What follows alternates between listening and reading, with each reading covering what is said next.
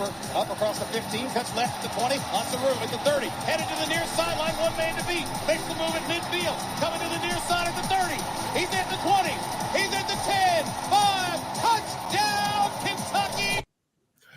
We're back in here for another episode of Believe in Kentucky.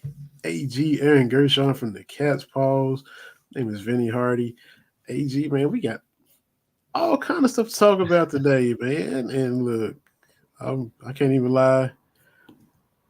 All these booms have been great, but this one hits a little bit more different. Yeah, you got to start with that. Let's just give you the floor early. I mean, you're from Lynch, Kentucky, Harlan County, and you were what? You were at Rupp for the whole time during their Sweet 16 run. You were there for a good part of it, right? Yeah, I went up for the first game on Thursday when they played Warren Central.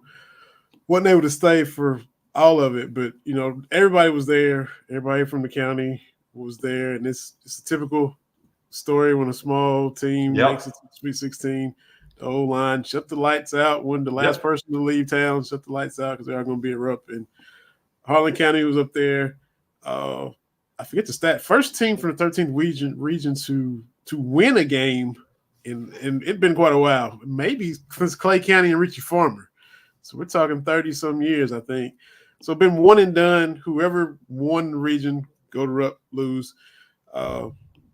Before they consolidated, my high school, Cumberland, made it. It was an improbable run. They were like 11-13, got hot. Kind of like UConn did that one year. Just rip through the Big East tournament and then win the NCAA tournament. Yeah, well, NC State did this year. Yeah, that's who. Yeah, they won the district tournament, won the region, got the Rupp, and I think played a team from Bowling Green, got beat. But it was, I had to go. I took off work, and I said, look, man, they might just be one and done. I'm going to be there. Same thing for Harlan County, and they beat Warren Central, beat Evangel Christian and Campbell County, down 17 to Campbell County, and just force overtime and then win going away. Get to the final against Lyon County, of course, come up a little bit short, but I mean, unbelievable run. You look at Trent's stat line in all those games. I mean, he had a 48-point game, had a couple 30-point games, and just a lot of good rebound numbers too. It wasn't just scoring, guys. He's versatile. So everybody was proud too. He's committed to South Carolina already. We were talking before we came on the offers that he had gotten. You would see him tweet out different coaches coming in and having a look or making an offer and all that. Stanford and Dayton and like Coastal Carolina. You think you said Butler was on there. A lot of different schools that offered. South Carolina's on the SEC offer, and okay, hope he goes and has a great career. Hate we couldn't beat Travis Perry, but looking forward to rooting for you down in Columbia for Lamont Paris and them. And then we had the whirlwind from Cal to Arkansas. Of course, he didn't get a look from Cal. Nope. Pope comes in, and I'm still wrapping my head around the Pope hire. We talked about that at great length and the whole process. I want to say Jeff Drummond was the first guy I saw talk about, hey, I wonder maybe if Pope will give a look to Trent Noah or offer. I hadn't even thought that far ahead yet. I'm still like, whoa, Mark Pope. Whoa, okay. Yeah, all right. I'm still at that stage, and he's already maybe Pope should talk to Noah. I'm like, I said, that'd be awesome. That would be great. And I tried not to get too excited. There's a whole, he's already signed a letter of intent and that whole thing. And is it, how's he even going to be contacted? It would have to be, it's a process. It ain't like you can just step up to him and holler at him since he is already committed. So I just wouldn't let myself get too excited. And then you put out an article yesterday about him being released from his commitment. Of several reports about him. He put it on Twitter or Instagram and social media that he had been granted a release from his national letter of intent. So then, okay, well, that's the first step. Ooh, get excited now. He's, right. Lamont Paris, I'm sure you got to understand if it's Kentucky. But your article, Tennessee's going to be involved and Louisville's involved. Growing up where I grew up, it's on the Kentucky-Tennessee border. I know I'm rambling, getting long-winded. I apologize, everybody. Don't be. But we went to school with kids who were Tennessee fans, had teachers that were Tennessee fans. We're pretty much the same distance from Lexington as we are to Knoxville. From where I am, I'm about 20, 25 minutes from where Trent is. I grew up in Lynch. He's from Baxter. He's right beside of Harlan. But it's 2 hours and change to Knoxville, 2 hours and change to Lexington for him. So you saw the opportunities closer to home. I was just cautious. I couldn't assume it was a foregone conclusion that it's, hey, Kentucky, because I'm like, well, I don't know if he's a Kentucky fan, or if he's a Tennessee fan, I don't know who he grew up rooting for. Rick Barnes is going to tell him, look, he's going to sell. Look what we did with Dalton Connect. He's right here. Look what this kid did. 6'6", 6'7", great scorer, great length. You could out. So I just wouldn't let myself get too fired up. And then we see the boom today, and you saw the Joker boom that Figure put out, and he had the Joker on his shorts, and the guys pick out the booms that they want. And I was like, okay, he picked out that boom. That's it. Here we go. Trent is a cat. It moves so quick. It did.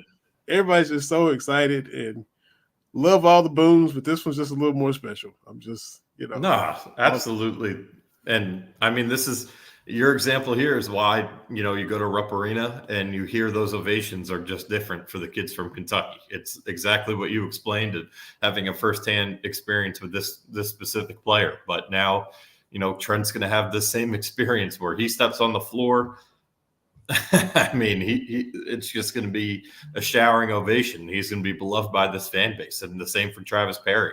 And I mean, I couldn't tell you when's the last time, if ever, the 2 best high school players in the state in the same year are going to team up together, let alone, they went at it in the state championship game. I mean, that's some really, really cool stuff. And Pope had a quote in his intro press conference, how the kids from Kentucky that come to play at Kentucky are just like the heartbeat, the soul of this team. They get it more than anyone. And he couldn't be more accurate. So this is a great day for Trent. I saw the pictures he shared wearing, the John Wall t-shirt and all that. I forgot what former player. I think it was Jared Polson maybe. Took a picture with him back in the day. So I'm sure this is a dream come true for him.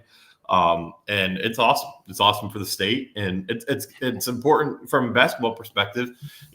We've talked about it. The one with this roster, they're at 10 guys now. Half of those guys, no matter what, won't be here next year because you have 5 fifth-year seniors coming in. Carissa, Berea, Carr, Williams, and Butler are all going to be one and dones, as fifth-year seniors. So, and then, Garrison was a McDonald's All-American. Like, if he has a big year, he could be a draft pick in 25. Otega Owa, if he has a massive year, he could hit the draft.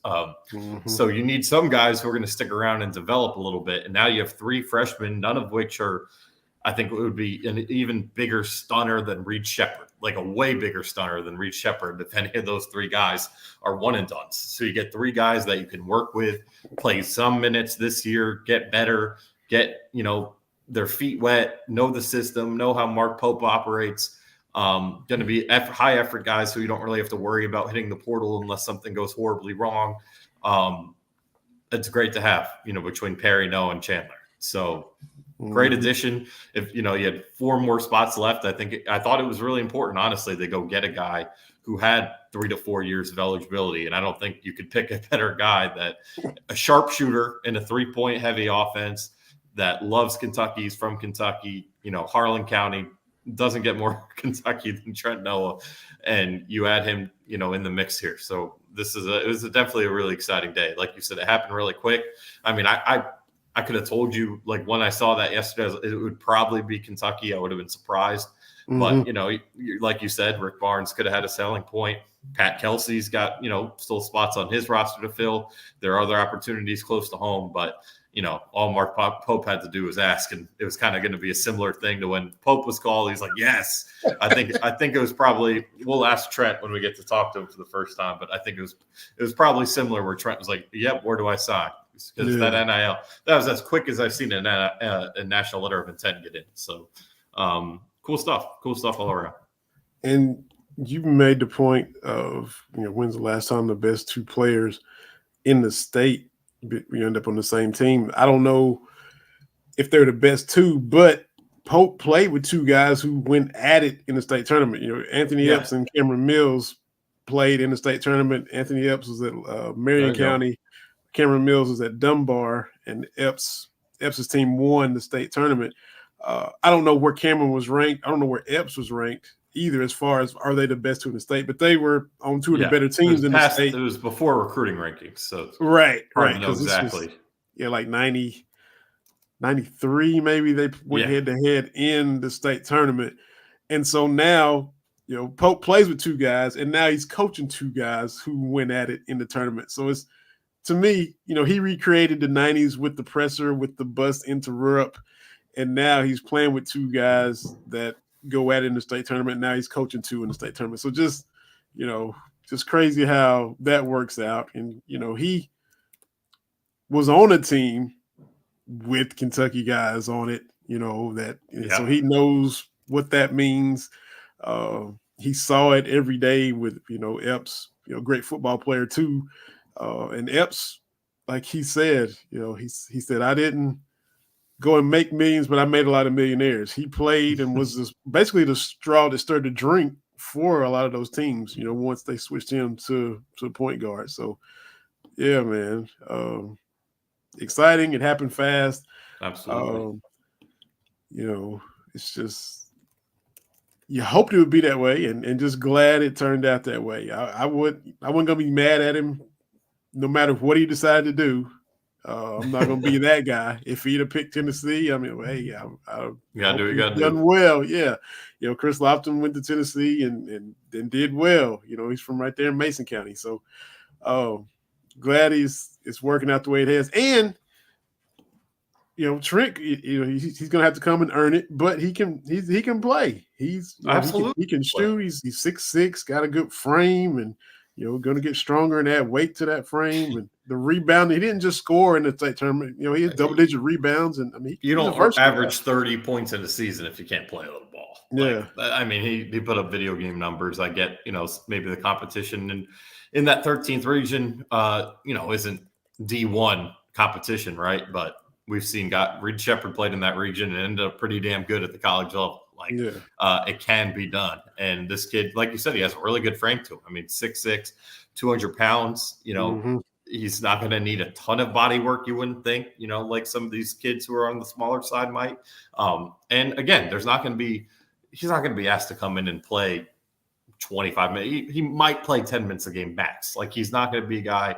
I don't think he's going to play a ton this year. And that's, I think, a good thing for him. I think that's a good thing about what Mark Pope is doing. There's a plan in place to develop certain guys, pick your spots with them in year one. And then, then you start developing. This roster is so much more scheme fit, methodical, years, who has how many years left. I mean, it's just, it was something Kentucky has needed for a long time. And, when you could add the developmental piece as, the top players from the state of Kentucky, I mean, that's a lot of fun. And then, this state, man, 2025, the class next year. I mean, I know Jasper's playing his high school ball elsewhere, but you have Jasper Johnson, who I think Kentucky's still in a pretty good spot with, despite the coaching change. You have Malachi Moreno from right up the road in Georgetown. Yeah. I mean, EJ Walker, even from El Ranger. I mean, there's a lot of talent. The state is producing players at a high rate, and it's really cool to see in year one.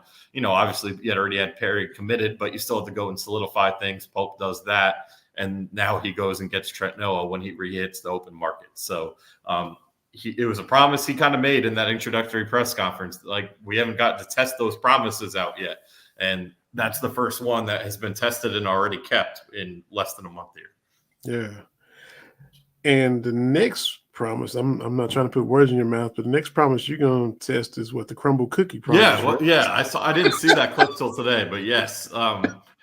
He will be hearing it from us if he doesn't hold to it. I can't promise nicer questions, but I can promise I'd appreciate that. And look, I know it's not necessarily Mark Stoops who does it, but every Monday, before our weekly football press conference at noon, there's always lunch at Kroger Field for us. So, they take care of us over on that side of campus. Like let's do it on North Campus too now.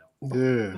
And man, crumble, man. You can't go wrong with those. No, absolutely not. It might not be best for, my physical being and my body, but once a week, maybe even twice a week if he's going to talk to us twice a week, which is double the amount we've talked to the head coach in recent years. So yeah, we'll see what happens.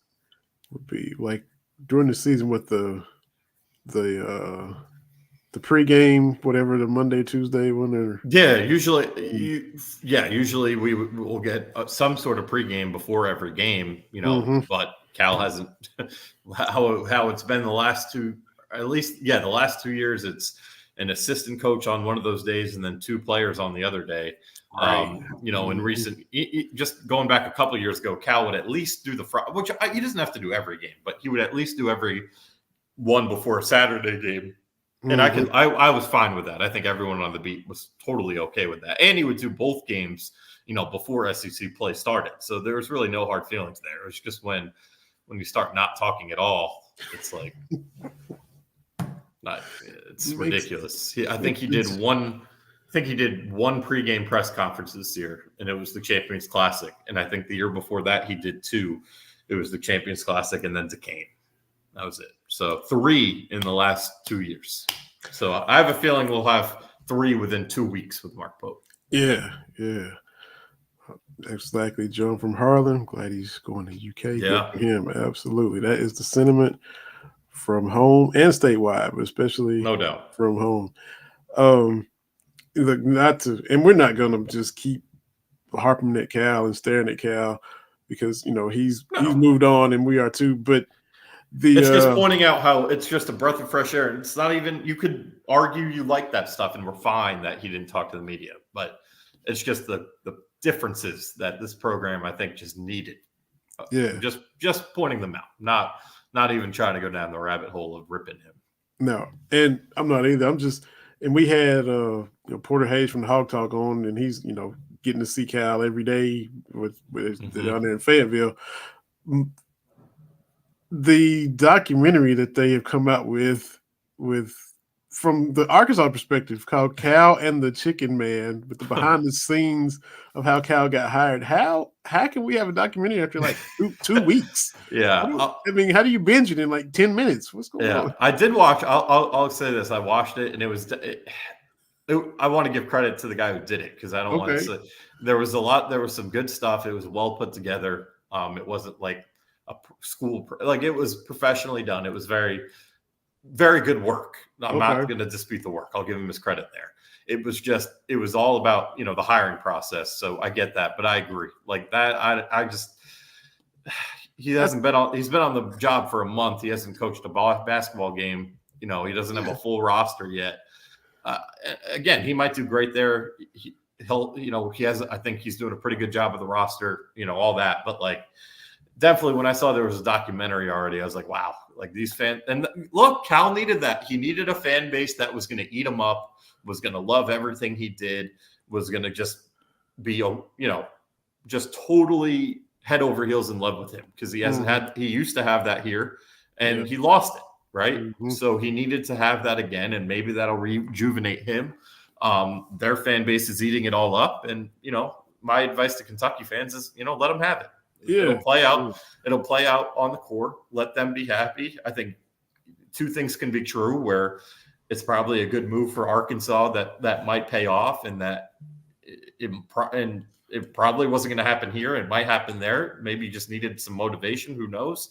Mm-hmm. And you could also be at peace with the fact that Kentucky seems to be in much better shape than any of us kind of expected when we all first saw that Mark Pope was going to be the hire. So I just think there needs to be, I'm not going to tell fans how to fan, but it's just like, let them do what they got to do up there. It doesn't affect you until, that day when they're playing each other on the court. But I get it. There's always going to be that discourse between the 2 fan bases.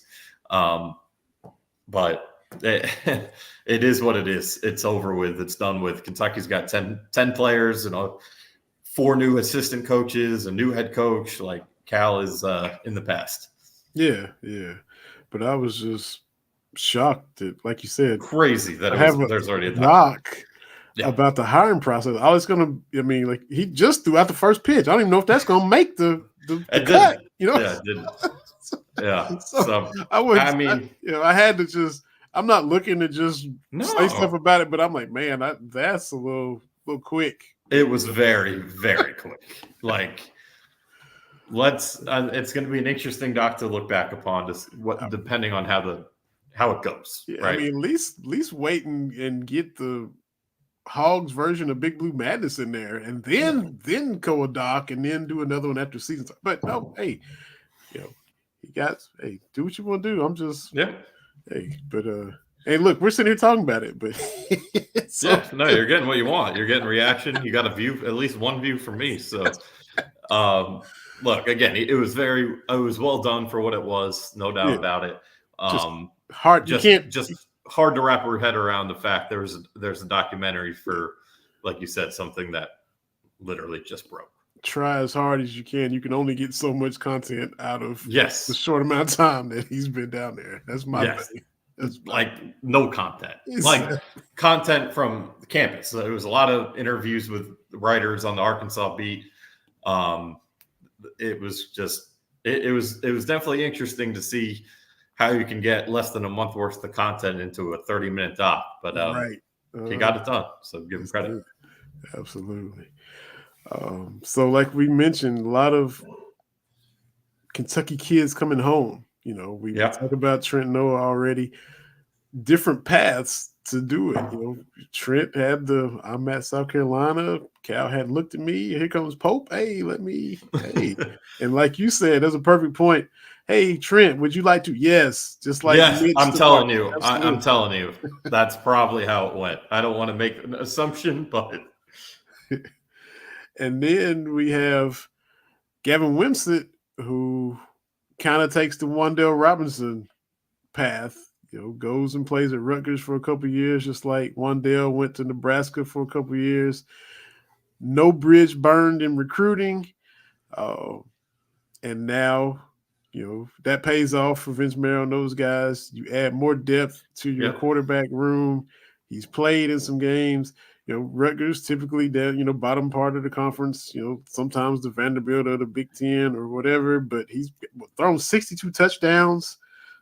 Completion percentage isn't great, but he's been out there in the fire, and he can run. He adds depth for BVG, Vandegrift. Another guy, in case he gets banged up. You hope he doesn't, but you got a guy that has actually played and been there. So I think a cool move would bring him back, man. Yeah, I think it's I love it. I think it's an important move. And you love what you saw from Bo Allen. He's improved a lot. Cutter Bully's not going to be ready yet. Like, he's going to redshirt this year. I don't think that was ever a dispute. We'll see where he's at, this time next year. As far as, we'll see how everyone does in the quarterback room, right? I guess if Brock Vandegrift has an amazing year, he could be in the NFL draft, and then you have to reassess the starting job. But whatever. Like, Cutter is a redshirt guy, and then you have Bo as a backup, and now you add Wimsatt. And I think, starting with the first point you made, I'd love to go through all the transfers they've added in the portal era and see how many guys they recruited out of high school and then reconnected with. I mean, I think and that was something I've asked, Stoops and Marrow in the past, and I think they've done a really good job at, when they lose a recruiting battle in high school, just like you said, not burning bridges, not taking it personally. And you kind of have to in this era of college basketball, college athletics, where, you never know. Like, look, if Trent Noah stayed and signed with South Carolina, had a great year, and found himself in the portal, and with Cal, he wouldn't have been able to get him back probably. But now with Pope, like, it could have made some things happen, right? Even guys that they just miss out on in recruiting going forward. I think, and Cal did it too. He had some guys that he had recruited in the past that they got to transfer in. So, this year alone, Jalen Farmer was a guy they pushed really hard for out of high school. Gerald Mincy was committed to Kentucky out of high school, and then, flipped to Florida. Gavin Wimsatt now. DJ Waller is the other one that just signed 2 weeks ago or so. The cornerback who went to Michigan from Youngstown, now coming back to Kentucky. J.Q. Hardaway last year. Just guys that they build these relationships with. They don't burn bridges, and they end up getting the rewards of having them back in the future. So that's always a really good sign when that continues to happen. I think it shows a lot and says a lot about the type of people are on this Kentucky coaching staff. But with Wimsatt specifically, I just think you needed to have an experienced guy in that room, right? I mean, Vandegrift, I think I've loved everything I've heard and seen from him, but he's never started a college game before. When he steps on that field against Southern Miss, like even Will Levis had made a start at Penn State. When Brock Vandegrift steps on the field August 31st, it's going to be his first career start. And then a week later, he's playing in an SEC game, and 2 weeks later, he's playing his former team and Kirby Smart. So like he's getting thrown into the wolves here. And I just you just need to have, God forbid there is that injury. You don't want to go into a situation where like poor Kaya Sharon last year, or 2022, that is, where Will Levis is out. Yeah. And you have to go play. I know South Carolina wasn't great, but you have to go play an SEC defense in your first career start, having hardly ever seen the field before. Right? They never really got into a situation even earlier that season where they could play the backup a lot. So now this gives you a guy in Wimsatt who started all 13 games last year, started 6th the year before that, 19 career starts in the Big Ten, probably the second best football conference behind the SEC. Against didn't play well, but played against an elite defenses like Iowa. Didn't play well in that game, I'm saying. Played against Michigan, played against Ohio State, Penn State. I mean, you're talking some of the best defenses in America. It's experience against that. And like you said off the top, he can run, which is going to be a really important component of this offense. Bush Shannon said at day one that you have to, in college football right now, you have to run the quarterback. You obviously have to be calculated, and you can't go out and risk injury with these guys, but you can't not run them. It's an important part of college football. And we saw Brock Vandegrift run all over the field during the spring game. Yeah. So Gavin Wimsatt's a guy who ran for over 400 yards last year, ran for 7 or 8 touchdowns, something like that.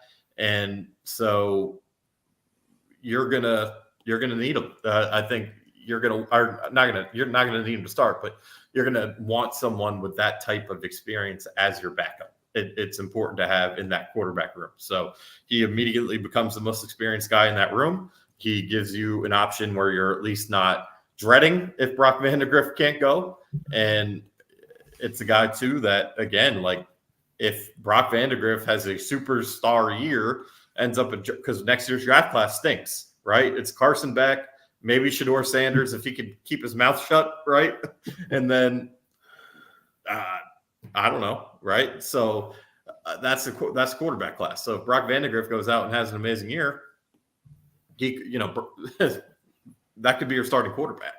So I like this addition a lot. And he's, again, another guy from Kentucky that the fans are familiar with, that they really wanted, obviously, back when they were recruiting him. So I think it's a win-win for all sides. I think it says a lot about Gavin that he is coming in. He was definitely briefed and knows that he is not the starting quarterback. Like, it's Brock Vandegrift's job. He still chose to be here. So a lot to like about this one. Absolutely. Coming to y'all courtesy of the Believe Podcast Network, as always, live streaming on Facebook, Twitter, and YouTube. Got some comments. We're going to get some of them and put them up on the screen. Definitely appreciate y'all hopping on and watching and following and subscribing. If you haven't done that, do feel free to do that as well. That way you can keep up with each episode that we put out. Going to backtrack a little bit. College Sportscast put up a good question. We're talking football now. Serious question.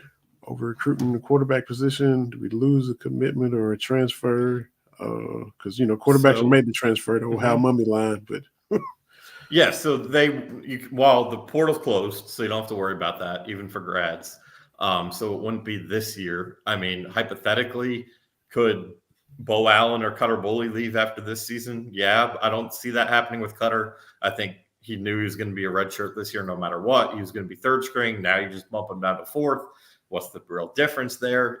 So no, I don't think you're going to lose Cutter. You're definitely not losing Brock. Maybe even Wimsatt re-enters the portal after this year, right? So no, I actually think, if anything, you look next. It is going to be interesting because 2025, you're bringing in 2 quarterbacks with Stone Saunders, and the other name is it's tripping me right now. So yeah, do you run the risk of a Cutter Boley transferring after this season? Bo Allen, maybe Wimsatt, sure, no doubt about it. Or maybe I think Saunders is completely solid, but maybe the other kid that they've added decommits. I honestly don't know all too much about the second one yet. I mean, sure, that's entirely possible, but you can't mess around and be left without depth at quarterback and be left without a quarterback that has significant starting experience. So this is in my opinion, a position where you worry about the here and now, and we'll see what happens in the future. But you got to have that security blanket. Yeah, for sure. Kentucky 3D Creations, what's up? Hey, appreciate you coming in and watching and listening to the episode. Flipping back to basketball, nice to have 13 Scallies. Can have a couple Kentucky boys on the team. What's the point? That's for sure. Why not? That makes sense. Yeah, absolutely. And look, I don't know if they're going to use all 13. Honestly, I think they will at least take 2 more, and then that last spot they might kind of leave up to maybe a late reclass or something, or they'll just fill them. It's going to be one or the other, or they won't fill them. Is what I mean. Either that'll be my guess is either it'll be 12, or they'll hold that spot and use it later, or not use it at all. That's my guess. Could be wrong. Maybe they take 13, but I totally agree. If they're going to fill it to 12, why not take the next best player in the state of Kentucky, who, like we were saying at the top, has a great frame, played his best basketball in the highest pressure situations in Rupp Arena. Is a 4-star prospect, has all the accolades you need to at least be considered by Kentucky. It's a no-brainer. I'm glad it got done. Yeah, absolutely. Going back to the quarterback draft class, which he hasn't scored on fire either, but they said Ewers, Brock, too, though. Another one, but I'm just not a big Quinn Ewers fan. I just don't see it. He was really good in the Big 12 title game, but man, I just think I don't know. I don't see him as a pro. I don't see it. I don't see it yet. Maybe he'll be better this year, but or at least sell me more this year. I'm always open to being proven wrong, but Carson Beck, I see it for sure. I see it with Shedeur on the field. You want to see some things mature off of it, and after that, it's going to be guys that blossom and have great years. Like you said, could rock, BVG do that? He could be that one of those guys. Absolutely. Yeah. It's not just cut and dry, boom, boom, boom, like we saw 15 quarterbacks go in the first 3 picks this past year. It's not going to be that next year. And staying on that note, when you look at the schedule, we had a question last week: could Kentucky be a playoff team? Could Kentucky be better and maybe the record not show because the schedule is so tough? Yes. But on the flip side, when you look at the schedule, are some teams that may surprise you and have a down year, not be as good and as tough as you think on paper. We always look at, at Ole Miss, that's tough. Got to go to Texas, that's tough. And Kentucky's got to make sure they are on point all year and not dropping games like you do to a Vanderbilt and to a South Carolina. Now, it's hard to do that over 12 games. Everybody has their ups and downs. But, who were some teams that, it turns out they weren't as tough as we thought. They're having a disappointing season. Who maybe jumps out as some of those teams? Yeah, I think I see a comment about Auburn. I'm not sure if that's for a surprise. I don't see. Yeah, I agree. I'm actually kind of in the process of all the yearbook stuff for those who know, with the Cat's Paws yearbook, where we have the SEC section and just do quick previews on every team in the league. So I was reading through, doing some research on Auburn, and I just don't see them taking that big of a step in year 2 with Hugh Freeze. I mean, they did some good things. Yeah, and that game's at home. But we saw them play great against Alabama. They always play great against Alabama in Auburn. That seems to always happen. But, their quarterback situation, it looks like it's going to be Peyton Thorne again. He's all right. He's not great. They lost some key pieces to the defense in the NFL draft. Jalen Simpson, who led the team with interceptions at 4, got drafted. They lost some pieces, and their wide receiver room isn't great. They're a team where I think you should be able to get them at home. This all could change. I mean, we'll see what happens. The portal's still open to, not for entries, but open to sign guys, so that could change some things. But Auburn's a game I look at, like, you better take care of business in that one. Florida, it's always hard to go down. I know Kentucky's won 3 in a row against them. That it's going to be their homecoming game, which is kind of funny, but that will be a hard game. It's Florida at Florida, but that roster, man, is just not that good. It's not. It's young. They have a great freshman class coming in, so I think the future. I still think they're on an okay trajectory from that standpoint, but they didn't do they have the one receiver in Eugene Wilson back. They lose Ricky Pearsall, we all just watched get drafted. Graham Mertz is back, but you lose Trevor. Which one is it? Travis Etienne? Trevor or Travis. I always get the first names mixed up. But you lose Etienne, you lose Princey. Yeah, Trevor. Yeah. So, and you lose your leading guy in sacks, and Princely cannot pronounce his last name, but he transferred to Ole Miss. You lose James, the linebacker. They're a mess, in my opinion. I think you've got to win that game. It's tough out here.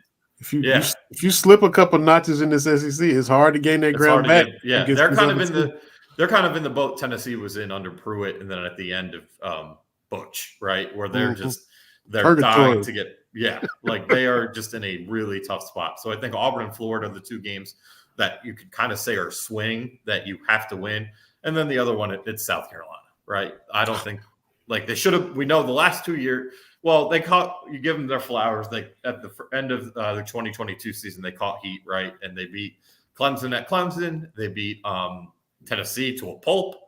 And Tennessee was, having their best year in 20 years. You give them their flowers for that. But when they came to Kentucky that night in Lexington, if Kentucky had anyone that could have played quarterback at a higher level, they win that game. And that's not a discredit to Kyle. Like I said, that was an impossible situation. And then last year was an embarrassment to lose to them, quite frankly. One of the worst defenses in the country, had 1 starting offensive lineman left, just a mess with injuries. It was just a mess of all messes, and you couldn't take advantage. This year, Carolina, they added some guys. I think the running game will be a lot better because they did a great job in adding running backs there. They added, obviously, Rocket Sanders. They added the kid from North Texas, and South Carolina State, so they completely redid that room. But Lenore Sellers, just like Brock Vandegrift, is going to be making his first start ever week 1, and will make his SEC debut week 2 in Lexington. Their defense, not great. Last year, didn't get much better over the offseason. Their offensive line, I don't know enough, but I know they're one guy that they love down there. Forget the name, who was their most solid player on the line, transferred out. So that is a team you need to beat. You cannot, and it's at home, and it's in week 2. If you want to give the fans hope that this could be a special season, you have to, because they will check out earlier than usual this year, because you play Carolina week 2, and I don't think anyone's going to pick Kentucky to win week 3 against Georgia. Maybe they will, but probably not. If you start 1-2, everyone's ready for Mark Pope in year 1. No one's talking about the football team. You need to win that South Carolina game and at least start 2-1. So those are the 3 games that jump out at me as really manageable. I think Auburn's kind of the surprise of the bunch of maybe they're not going to be that good, but I can't really. You look at the other ones, if there's a path, I don't see a path against Georgia. Maybe I'll be wrong. Ole Miss is loaded. If they screw this up, there's got to be questions about Lane Kiffin.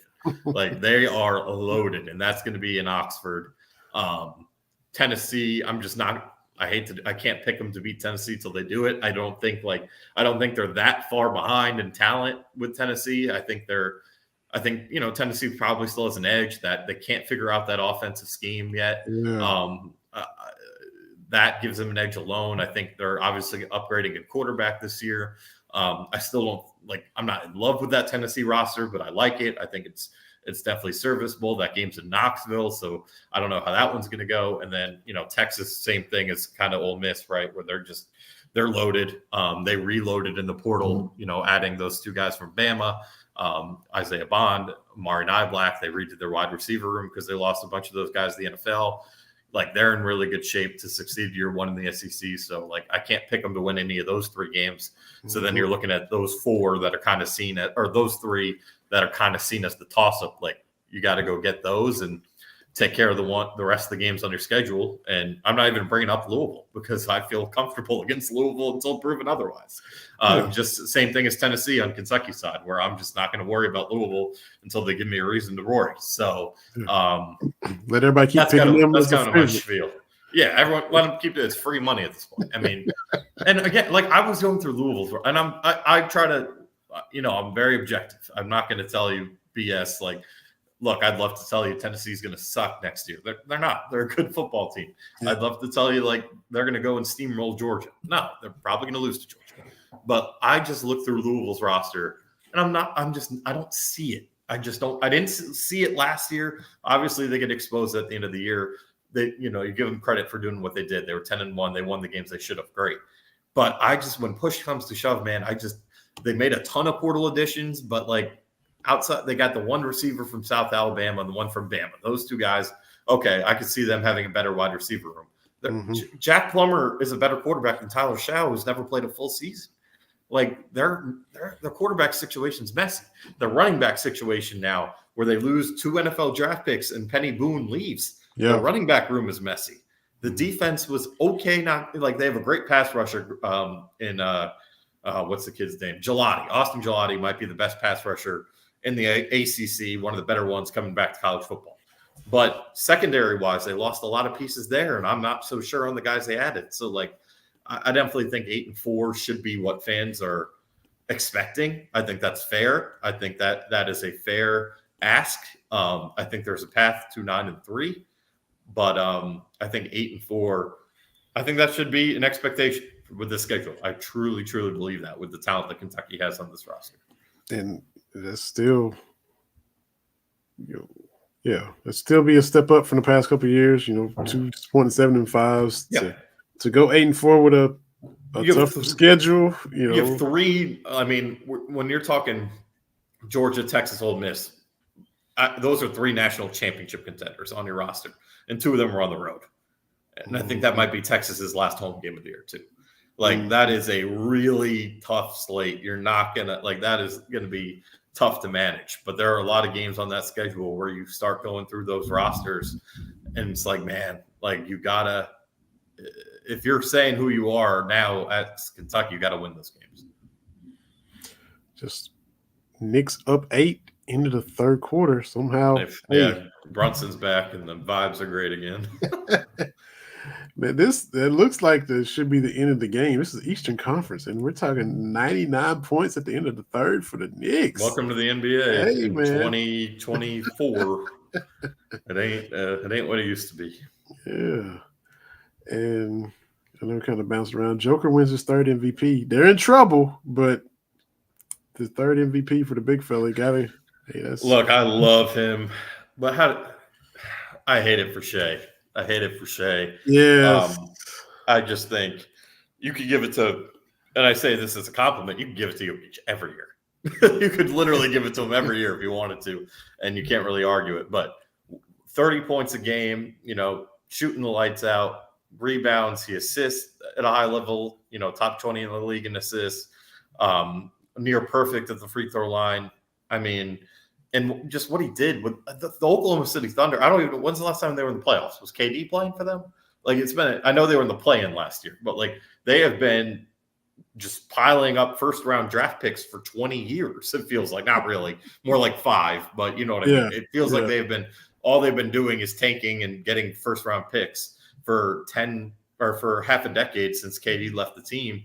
And that roster is very uber talented. It should be with all the high draft picks they have, but young, like one of the youngest in the NBA, and playing in the West, which is much more top heavy than the East. Yeah. And they go get the number 1 seed, and he leads them to that. And he puts up the numbers he did. I don't get it. I think you take him off the Thunder. Are they even a playoff team? I mean, you could probably say that about the Nuggets, but you got some vets like Jamal Murray, who's the star there in Denver. Like, I think they're at least like an 8 seed if you take Jokic off that team. I just think when you're talking most valuable player, you take Shea and give the Thunder that young roster without him. Yeah, I hate that for him. But again, I love Jokic. He's one of the funnest watches left out there in the NBA. His personality is incredible. And it's not even a Kentucky bias situation where it would be really cool. I know Kentucky's players never won NBA MVP. I just think you look at the numbers, you look at the facts with what they were able to do as a team, and him being the catalyst of it. I don't know how you don't give him it, but maybe next year. And Shaq even said that to Jokic. He says, as a president of the Big Man Alliance, I think that SGA should have won MVP. He said it right to him they interviewed him, and Jokic was like, I love you, Shaq, but that's your opinion or whatever. And they were friendly about it. Sure. But Shaq, as a fellow big man, and he's all about keeping it loyal to the bigs, and he said he even thought Shea should have got it this year. No doubt. And the thing about it, though, look, we're seeing it always happens at some point. The whole changing of the guard with the young talent coming in, but it's really. Ant Edwards, 22 years old, Shea doing what he's doing. These young guys they are here and they are trying to come in and win right now. Mm-hmm. I know Minnesota had a good team. I know they play great defense. And I was talking to a guy earlier, they gave Denver their toughest test last year, but I still wasn't taking them as seriously as I should have until they stole game 1. And then they come in game 2 and beat them by 30. So I'm like, man. And, Ant's doing what he's doing, and he's got franchise player written all over him. He didn't even have the defensive player of the year in that game yesterday. Shea's doing what he's doing. If Luka better be careful. He's going to kind of get pushed on either way. He's 25, 26, and these young guys are, before you know it. Jalen Brunson's right there, man. I mean, he was a 5th in MVP voting, and what he's going to take him off my Knicks. Oh my! You saw what happened just now. You see what he does when he's even just his presence, man. So, I agree. It is the talent. It's fun that there's parity in the NBA again. I'll admit, I'm just a guy who loves the college game. I have a little more of an affinity for it. I mean, maybe because I cover it. I don't have the same feel with the NFL. I love it equally, if not more still. But when it comes to the NBA, I just have I think it's the whole defense thing. I'm just so much, now OG Anunoby's out the rest of the game. The Knicks can't catch a break. But it's just, there's something about college basketball. But with the NBA now, what's exciting is you have these different teams making noise, like Denver winning it all last year. You have Minnesota, what they're doing. You have the Knicks, what they're doing. Indiana, what they're doing. This 6 years ago, 4 years ago, this ain't happened. It was the Warriors and the Cavs every year. Yeah. Warriors and the Heat, Thunder and the Heat. It was like a select 6 teams that had a chance. And now you got 8 to 10 teams that have a chance. So I think it's good for the game that these stars are spread out throughout the league. That's for sure. Sorry for the double negative, can't leave out UK baseball, man. Yeah, that was big. 2 out of 3 from Arkansas when, and getting run ruled Sunday in South Carolina, and then you get Hagen Smith. That could put you in a bad spot, you know, and then they shake all that off and come back and win, 11 runs. Nobody even scored 10 runs on Arkansas all season. Yeah. And Kentucky hangs 11, and then 7-4 on Sunday. Still in first place. Still got it's not over. Still got work to do. Yeah. But to me, you get through that little rough patch of Tennessee, Arkansas. Florida hasn't been Florida all year. We don't need them to play lights out this weekend. Keep on playing like they've been playing. But Florida and Vanderbilt, you end the season with teams that are more manageable. And it's there for them if they can just handle business. 100%. It is right there for them. And the schedule is good. It really is. You look at those names and you're like, oh, boy. But Florida has not had a good – like they are going to be a desperate team. Because they still have some hope to make the – I don't really understand how. I guess I haven't looked at the RPI. It must be good enough. But they are 25-23. They are 10-14 in the conference. That's probably why, their conference record, if they can get to 13, 14 wins, they'll get a puncher's chance. But so they'll play a desperate Florida team this weekend, but a very much beatable Florida team. This Florida team got swept by Missouri. Like it is a very beatable Florida team. And then Vanderbilt is not having their typical Vanderbilt year. They're just not the same big bad Vanderbilt that usually you're afraid of when you see them. And that's Kentucky's final home series. So they'll have more home series in the playoffs, but they're what I mean. Last regular season home. So it's manageable. And you look at who you need to lose. You'll have the tiebreaker with Arkansas, but Tennessee is the team that you're fighting directly with, I think, more so because Tennessee has that tiebreaker over you. Tennessee's schedule, I just gave you Kentucky with Florida and Vanderbilt. Tennessee's got South Carolina, who they gave Kentucky a really hard time, and they got to go to Vandy, where the emotion, there's a different vibe with Tennessee and Vandy playing each other than Kentucky and Vandy. Tennessee and Vandy, that series, those two teams really go at it, and you're going to get the best. It's Vandy's last home series of the year. You're going to get Vanderbilt's best. Not to say Kentucky won't, but there's a little bit of a different element of it when Tennessee has to play them. So I think Kentucky has the schedule advantage there. And I think they have a good chance, but the key is win both series. That you just got to take 2 or 3 from both, and you should find yourself in a pretty good spot. How does Tennessee only play 12 road games? Well, I think that has to do with they must not have their midweek games. They must have just not gone on the road much. Whereas Kentucky elected, because remember, Kentucky likes to try to go. They tried to go play at Xavier. That game got canned. They try to play those games.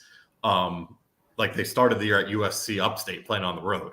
They went to Round Rock and played in that tournament, played a couple teams, and played a game at Samford on their way to Auburn. And then the Louisville game got rained out. So the only Louisville game they got to play was the one in Louisville. So I just think the way Kentucky schedules things is why. Kentucky, if we're up to Kentucky, well, if Kentucky wanted to, they could have played them at home. And 2022, that's what they were doing. They were playing all these midweek games at home, but they realized, hey, if we lose them, it kills us in the RPI.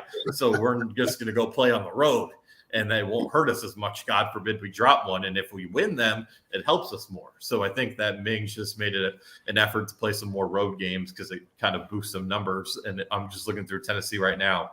I mean, I don't see them playing any midweek games on the road this year. I think they played they played the event down in Arlington at Globe Life Field early in the year. Right.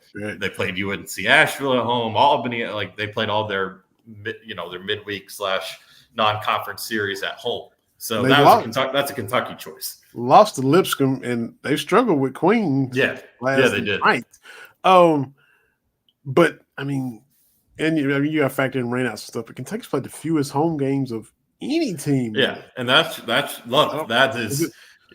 Mingione choice, and I think last year it had to be similar because I know they started the year they went to Elon to start the year. They played. I'm looking right now. They went to Elon. They played a road game at Western Kentucky, and even this year I think they played a road game at Eastern Kentucky as well. They played a road game at Louisville. Oh no, that game was canceled. They only played them at home. Yeah, so they played more home games last year. They finished with 30 home games. So that's last year. This year they've played how many home games? They've played 24. They'll finish with 27. So they'll play 3 less, but that's all by design. And I guess now looking at it, if they played 30 home games last year, those 30 you take out the 3. They played a home series early in the year last year that they didn't because they went to Texas to play in that event instead in Round Rock. So that's why it was nothing. The SEC, Kentucky didn't get screwed. Is the point? Right. They decided to challenge themselves in that regard. All right, you're making it make sense. I was just wanting to fuss. I was wanting to fuss about it. I'm like, well, not fuss. I didn't really fuss. I was just kind of pointing it out. Like Kentucky. No, you're right. Yeah, when you pointed that, I saw your tweet about that. When you pointed that out, I was like, why? And then I was like, oh, well, that was a whole Minch thing. So, which I mean, you avoid the RPI killers. You know, you don't want to. But they dropped the UAB game, but it was on the road, like you said. So, not as it was UAB, wasn't it, before Auburn? Or Sanford. Sanford. Yeah, they lost that game. Yeah, Sanford. Yeah. Sanford. So not as damaging since it was down there. You know, so hey, I mean, you can't really complain about it. So I was just, but it was just curious, and I was thinking, is it weather related? I'm like, but you know, Missouri is just as north as we are. Is that why they had so many few home games? But you know, playing in Texas and all the other stuff too, it makes sense. It makes sense. No doubt about it. And I think it's been a very beneficial schedule for them. I think it'll help them in the long run, and it'll help them look at their seed. They're projected the number 1 overall seed in the country, right? And that's with a very similar resume to Tennessee, a very similar resume to Texas A&M, Arkansas, but they played a lot of those games on the road to boost the numbers, so it might end up helping them in that regard. And could get home field throughout if you just finish the season strong. It's right, like you said. Yeah. Remember how it was having to go to Baton Rouge last year for that regional? Now the team's having to come to Lexington for a super regional if they stay the course, man. And they'll definitely have to. They'll definitely play at least one weekend in Lex. The question is, will they play 2? And as long as they don't go like 1-5, 0-6, they're going to be playing. I don't think they've ever had a super regional. I don't know if 2006, maybe they were. I know they lost, right? They lost in regionals in 06. So I don't know if that year what their national seed was, but it would definitely be their first super regional in Lexington if they get there. Man, good stuff, man. A lot of good stuff this entire episode, man. Just from absolutely Trent Noah, Gavin Wimsatt. So definitely the busiest June I've been a part of, or May. Mm-hmm. It's been the busiest May I've been a part of since being on the UK beat or just being in Lexington for that matter. So plenty to still talk about here. Yeah. Well, good stuff. I always enjoy reading your work at the Cat's Paws. Looking forward to you already teased the yearbook stuff, so we're looking forward to putting the order in and getting that in the mail and reading both of those when those come out too. So good stuff there. Y'all forget, we got merch too, believe.com/shop. Get yourself a Cat Daddy shirt that we have in blue, white, or gray. And if you want to advertise your business or product on the podcast, you can go to believe.com/advertise or send us a message. We'd love to talk about your business or product and promote it on the podcast as well. So we appreciate everybody that comments, appreciate everybody that watches. It's still available on all the listening platforms too, Apple Podcasts, Spotify, Stitcher, wherever you get your podcasts. Appreciate y'all watching, listening, following, commenting, subscribing. Definitely appreciate each and every bit of it. So, man, absolutely. AG, appreciate you coming on and dropping knowledge, and we'll get Jalen back on when he's able to. He got a lot of stuff going on, but he's back with some football knowledge as well. And we'll just keep rolling on through the spring and the summer, and hey, we'll have tennis is doing their thing too. Can't forget they're in the tournament. Rolling, having another strong season just like they did last year. Took care of business with DePaul in the first round, and handled business this past weekend at home. So keep your eye on them. And everybody looks at the main sports, but these other sports too, they put just as much work in as football and basketball do. So good stuff, man. And we appreciate everybody that's taking the time to check out this podcast. It's been another episode of Believe in Kentucky.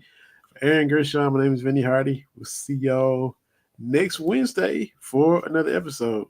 Everybody be safe and take care, especially in this weather that's crazy out there. Y'all be safe. Absolutely. See y'all.